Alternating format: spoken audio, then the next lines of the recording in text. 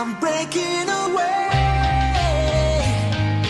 I'm moving on to a better place. Yesterday. Voter ID laws. The concept behind voter ID laws is simple enough. You have to show a photo identification to be allowed to vote. It's a form of voter suppression, which goes against everything that a democracy should stand for. We never talk about what a ridiculous and frankly undemocratic system it really is. Oh, okay, undemocratic. This is the crux of the argument again. It's undemocratic. Yes. People like they fooled. No, that's by design. Let's start with this. Okay, the Marley was dead to begin with. The United States has never been a democracy, and that's important. These are just a bunch of quotes that you have from some of the founding fathers or signers talking about how pure democracy is evil. It's one of the greatest evils, Benjamin Rush wrote, because pure democracy is mob rule. Pure democracy is the mob of the majority can infringe on the rights of the minority. Now, I know that leftists love to act as though they're there to help minorities, but a constitutional representative republic, we are not a democracy. So if you understand that, well, then the rest of this is irrelevant. But most people don't understand that, and so there needs to be more convincing you. Let's go to the next clip. When you require someone to have an ID to vote, you are creating a financial barrier to voting. What? What the fuck? The fact is, no matter how you look at it, there are tons of hurdles to getting a state-issued photo ID in the United States. That's the whole point. A 30-year-old Navy veteran wasn't allowed to vote using his valid Illinois state ID because it wasn't a Wisconsin state ID. What's your point? Margie Mueller was an 85-year-old woman who let her license expire after she couldn't drive anymore in 2010. She wasn't allowed to vote with her expired license, and her nearest ID issuing office was 15 miles away. She had cancer in her lymph nodes and lungs and wasn't physically able to make the trip to the office, so she didn't vote.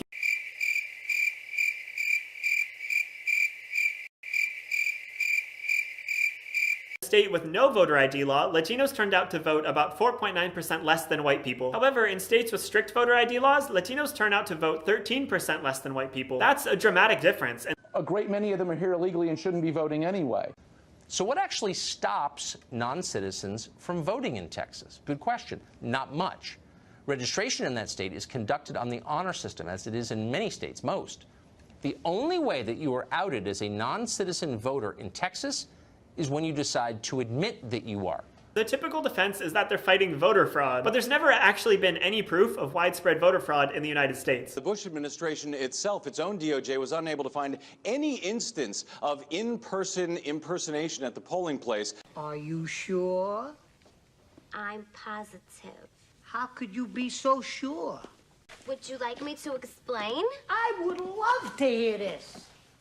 So would I. There's never actually been any proof of widespread voter fraud in the United States. The Bush administration itself, its own DOJ, was unable to find any instance of in-person impersonation at the polling place. It's about to go down. According to the Texas Attorney General, Ken Paxton, there is already ample evidence of widespread illegal voting in Texas. The state just investigated 4 of its 254 counties and 165 unlawfully registered non-citizens who'd been removed from the voter rolls. Those non-citizens had cast more than 100 illegal votes before they were caught, which kind of makes you wonder what's happening in the state's other 250 counties. Have you watched the James O'Keefe videos? When he walks in the New Hampshire primary and Vermont primary and gets handed ballot after ballot where James O'Keefe committed voter fraud himself. Of course, well, I've seen that. Of course, because he's proven he committed voter fraud. Chicago's City Key ID card, which is specifically designed to appeal to illegal immigrants. It was designed with them in mind for them. The mayor of that city, Rahm Emanuel, has said so repeatedly. And yet, that card will also serve as valid ID for voter registration, which of course opens the door to illegal voting, which is the point. The city doesn't seem to care. In fact, as we just said, they're encouraging it. Strict voter ID law discriminated against minorities. Are bars racist for requiring photo ID for purchase? Are pharmacies racist for requiring photo ID to fill a prescription? Nope. Didn't think so. How you doing?